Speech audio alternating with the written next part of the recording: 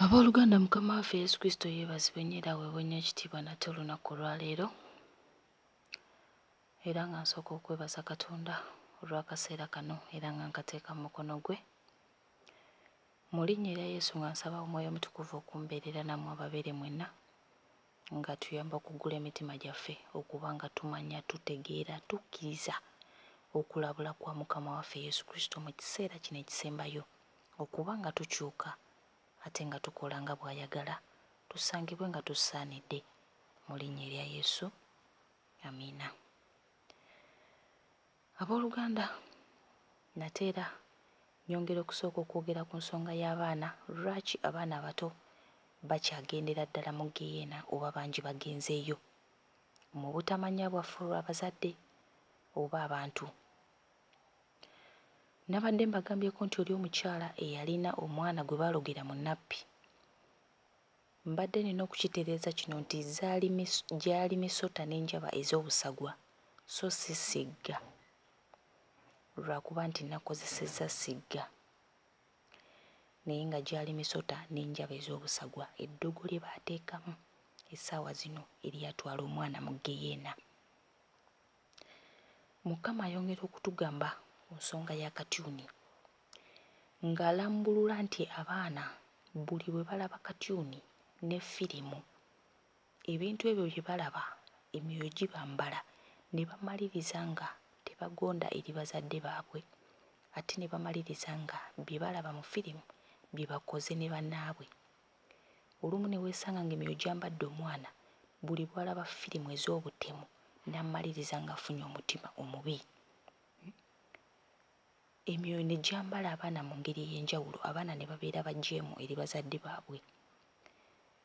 Befeso 6 ayogera n'agamba nti abaana abato muwulirenga bazadde bammwe mu Mukama waffe, kubanga kino kye kirungi. Olwokubiri n'agamba nti ossangamu ekitiibwa kitaawo ne nnyoko, kubanga ekitiibwa kitaawo ne nnyoko ly'etteeka ery'olubereberye eririmu okusuubiza. Olwokusatu n'agamba nti olyoke obeerenga obulungi era owangaalenga ennaku ennyingi ku nsi. Abaana nti buli w'anaawulira muzadde we n'agonda, kubanga tteeka liva eri Mukama, bw'atyo bw'anaawangaalanga ennaku nnyingi ku nsi, ate era n'okuwona geyena mu ngeri emu oba endala. Mukama waffe Yesu Kristo agamba nti ebyo byonna byonna bivaako abaana obutawulira bazadde baabwe. Naye nabagambye nti mujjukire abazadde bagambye abazadde ababuza abaana mu ngeri bwe batyo, okubonyaabonyezebwa kwammwe kungi mu geyena okusinga abaana abo.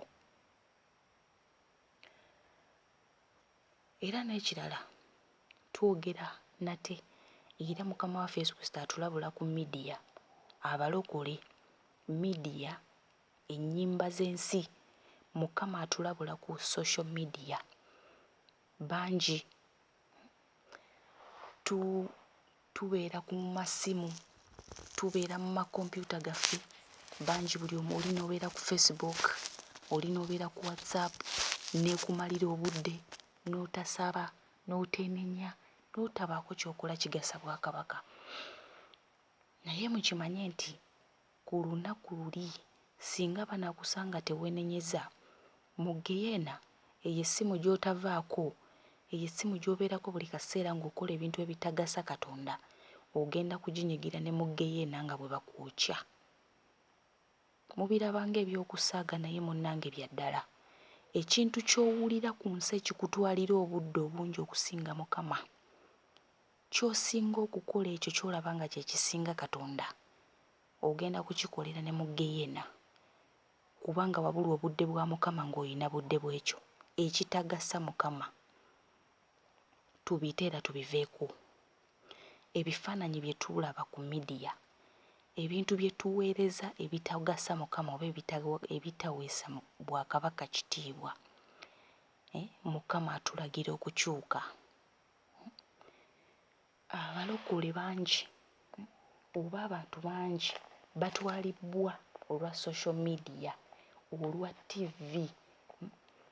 Mukama atugamba nti abaana b'abantu batwalibwa olwa TV olwa firimu ezibeerako ez'enjawulo ate ezitagasa Mukama oba ezitaweesa Mukama kitiibwa nga Hollywood movies,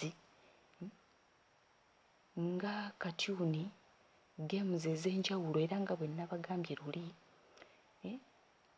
ne firimu endala nnyingi ezitwala obuwongo bwaffe abaana b'abantu n'abantu still era abalaba pornography. Mukama atugamba tukyuke, kubanga nyongera okubajjukiza nti gano amaaso gaffe, amatu, ennyindo nzigi za Mukama kuyingira mu yeekaalu ye. Buli we tubirabisa oba ne tuwulira ebintu bye tutateekeddwa kuwulira oba kulaba tuba tuyingiza mizimu. Tulekerawo okulaba amafirimu agatagasa ate agatagulumiza Mukama. Abaana tubajje ku katyuni. Social media tugitereeze enkozesa gye tukozesaamu ebintu bino kubanga bigenda kutwaza abantu mu geyena. Ennyimba z'ensi, ennyimba ezitagulumiza Mukama. Omuntu anaagamba nti ate oluyimba lwonoonye lutya Mukama. Mujjukire industrial music ya devil. Era abayimbi abasinga bali kugamba ennyimba zaabwe ziri signed mu nkola ya sitaani. Bantu bangi ab'ebitiibwa bagenze mu geyena olw'enkola zaabwe enfu. Bantu bangi ba celebrities bangi bali mu geyena, basereebu bangi leero be mwegomba naye ng'abasinga abasooka bali mu mageyena. Batugamba nti buli bw'owuliriza ennyimba z'ensi, Mukama atugamba tetuliteekeddwa kuzannya nnyimba za nsi oba kuziwuliriza, kubanga buli we tuwuliriza ennyimba ezo tubeera nga tufuna emyoyo munda. Era bwe tuziwuliriza tuwambazibwa emizimu. Ate bwe tuwuliriza ennyimba z'abantu naddala abantu abaafa, buli w'olukuba ku nsi ng'omuyimbi yafa, eri abeera abonyaabonyezebwa mu geyena, omuliro gweyongera, obulumi bweyongera. Era nzijukira nabadde mbagambako ku Michael Jackson. Michael Jackson abantu abasinga bamumanyi. Michael Jackson ali mu geyena naye nga azina nga bwe mulaba engeri gye yazinangamu siterayidiz ze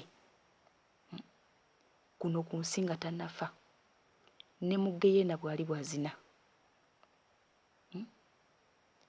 Bantu bangi ab'ebitiibwa, basereebu, emyoyo gyabwe baagitunda eri sitaani olw'okubeera famous. Abaafa oba n'abakyaliwo abalamu, era olw'okuba nga emyoyo egyo baagitunda eri devil, so buli ffe bwe tuzannya ennyimba zaabwe kuno ku nsi naddala abo abaafa, obulumi bweyongera mu geyena gye bali. Era naffe abaziwuliriza singa bali olunaku lukusanga olw'okufa nga teweenenyeza nga z'obadde owuliriza, ogenda kuba ng'ojoyininga omuyimbi oyo mu geyena. Kubanga geyena yaddala Mukama atugamba twenenye. Ekyo nkyennyonnyodde bulungi bwe kityo. Buli bw'owuliriza oluyimba lw'ensi oba lwa muyimbi mulamu oba yafa, ogenda mu geyena. Bw'abanga yafa n'oziwuliriza olunaku lw'okufa ne lukusanga teweenenyeza, genda mu geyena. Omuyimbi oyo yafa waali nnyini nnyimba z'obadde owuliriza. Mukama atugamba okukyuka tuve mu bintu by'ensi, tuve mu bintu by'ensi, tuve ku social media, tuve ku firimu, tulekerawo okulaba ebintu ku TV ebitagasa. Effirimu ezisinga ziri demonic. Oyo Hulk, waliwo ogusajja oguwanvu mutera okugulabako mu firimu, oyo dimoni yennyini, naye bwe tuba tulaba firimu tetusobola kukikkiriza. Guwanvu nnyo, gunene. Naye Mukama atugamba bannange tukyuke. biteddibeeya bye tugulira abaana, engeri gye tuyinza okugobamu emizimu egyo egiri mu teddibeeya ne mu katyuni, Mukama agamba nti tuyina okuba nga omuntu osoma Zabbuli ey'ekyendamu buli amanyi nti olina bbeeya mu nnyumba yo olina okuba ng'ogikasuka. Kiteddibeeya kyonna oba kiddole kyonna mubikasuka ate mubiggye ku baana. Ebintu bye mugula ennamba 555 sitaani gy'akozesa ku ngoye, ku mmere n'ebintu bye tukozesa mu mayumba. So ne bino ebintu bye tugula masuuka, makateni, biki mu ngeri ey'enjawulo tubyegendereze ebyo ebifaananyi biba bikubiddwako. Tetubigula okusanyusa abaana ne tulowooza nti birungi oba ffe okwesanyusa. Ebyo ebintu byonna indasitule ya sitaani ebikola oba kampani za sitaani zibikola kusobola kugamba babikuweka mu ngeri ey'enjawulo gy'otasobola kumanya. Gwe n'ogula olugoye n'olowooza oguze lugoye, n'ogula kateni n'olowooza ayino just kateni, naye ng'ogiguliddeko dimoni ezisinga zikubiddwako SpongeBob, ezisinga kateni ziriko benten, agamu masuuka g'abaana. Abamu babikubye ku bisenge abaana mwe basula okusanyusa abaana. Bannange mulongoose amayumba gammwe nga mweggyako ebintu ebifaanana ng'ebyo, kubanga bigenda kutwaza abaana b'abantu mu geyena. Bannange abantu bangi abali mu geyena, bantu bangi abali mu geyena olw'ebintu ebifaanana ng'ebyo. Twegendereze ebifaananyi ebikubiddwa ku ngoye z'abaana ate n'ezaffe abakulu, ebifaananyi bye tukuba mu mayumba, engoye ze twambala, kukubibwako ebifaananyi bya katuni, ebifaananyi eby'enjawulo, ebifaananyi kugamba ebitiisa tebabikubako bukubi, naye giba mizimu gye tuba twambadde ate nagyo ne gituwambala, ne tumaliriza nga tetusobola kuwulira Mukama nga gitutudde munda mu mitima gyaffe oba mu bulamu bwaffe. Bw'atyo sitaani bw'ateze obutego. Kyova olaba Yeremiya 33:3 Mukama akugamba nti mpita nange naakulaga ebikulu ebizibu n'ebyamaanyi by'obadde tokola ki, by'obadde tomanyi. So bw'atyo Mukama waffe Yesu Kristo bw'atugamba. Ate era n'okugendanga ku mikolo, ku birthday parties, ku mbaga, ku mikolo egy'enjawulo, omuntu ddala ng'oli mulokole, Mukama atugaana obuwuliriza ennyimba z'ensi. Egyo emikolo gye tukuŋŋaanirako, ezo ennyimba ezikubibwa, Mukama atugamba ziri demonic. Tulina okuwuliriza ebintu ebigulumiza era ebimuweesa ekitiibwa, kubanga yatutonda kumuweereza so si kuweereza nsi, kuwuliriza ye Mukama so si kuwuliriza bintu bya nsi. Abooluganda buno bonna bwatuweebwa lwa nsonga. Tewaliwo yeetonda ate tewaliwo agenda kuwa bulamu bwe kye bwagala okuggyako okukola Katonda ky'ayagala. Tulekerawo owuliriza Katonda ebintu by'atayagala. Bw'oba weenenya omugambe Mukama, nsaba onnongoose mu maaso bye mbadde ndaba ebitakugulumiza, bye mbadde mpuliriza mu matu ebitakugulumiza. Abooluganda twenenye nga tukyuka. Amaviiviigo bwe gafukamiridde nga tegasinza Mukama, bangi bafukamiridde mu masabo. Bannange eyo yonna kucunyizibwa kw'olunaku luli bwe tunaaba tetwenenyeza.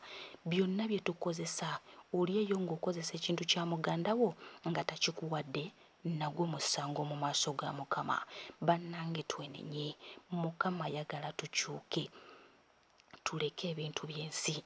Abooluganda, bw'obanga ogenda ku mukolo, sooka obuuze Mukama wa w'oteekeddwa okgenda. W'otateekeddwa kgenda oleme kugendawo, kusobola oleme okuwambibwa.